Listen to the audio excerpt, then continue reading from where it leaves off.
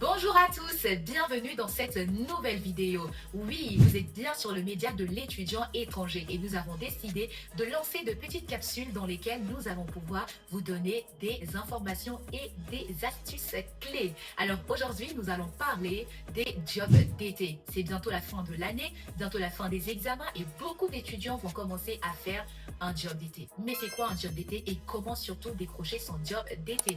Reste connecté jusqu'à la fin de cette vidéo si tu veux avoir plus d'informations. Alors tout d'abord, qu'est-ce qu'un job d'été?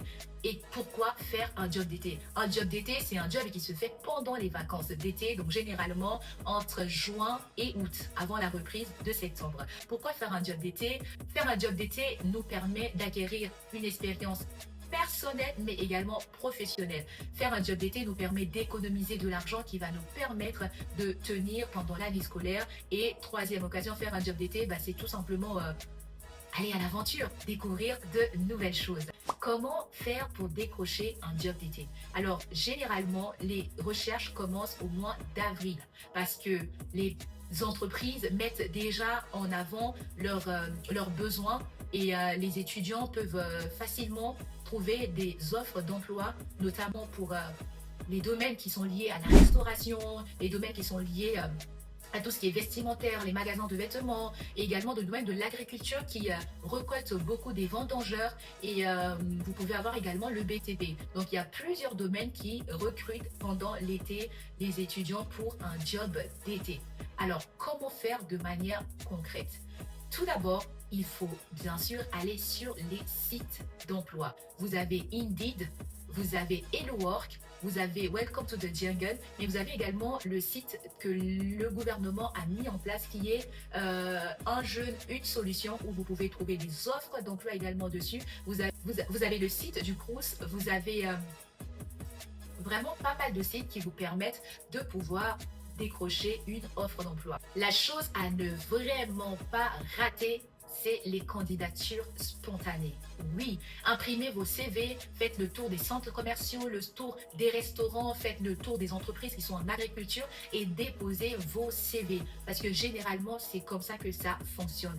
Et bien entendu, il y a également le bouche à oreille. Peut-être que vous avez un ami, vous avez une personne que vous connaissez qui travaille dans un magasin ou dans un restaurant et vous lui demandez s'il peut voir de son côté s'il n'y a pas d'offre disponible pour vous.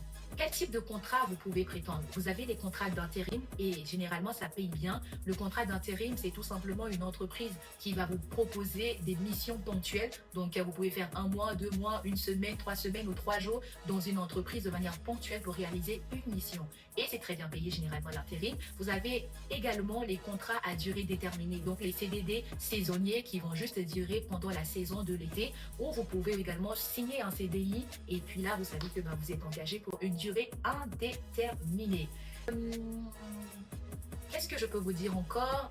Il faut bien travailler votre CV. Même si vous n'avez pas d'expérience, mettez en avant les stages que vous avez faits, les engagements bénévoles que vous avez faits, les projets personnels que vous avez faits. Vraiment, valorisez-vous sur votre CV en mettant en avant tout ce que vous savez faire et également vos qualités.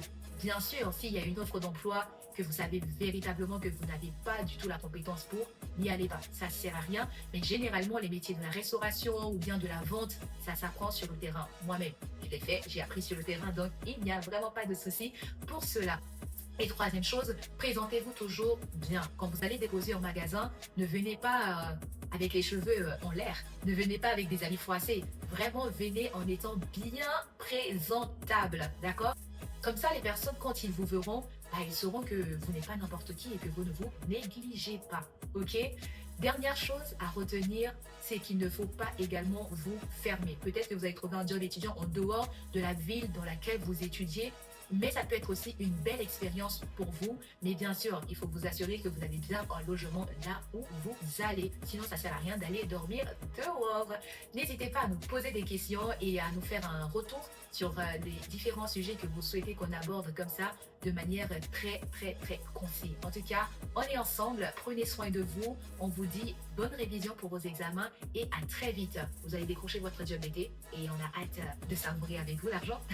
Au revoir. C'était le média de l'étudiant étranger. Si tu n'es pas encore abonné, abonne-toi. Et si tu es déjà abonné, partage la vidéo. Au revoir.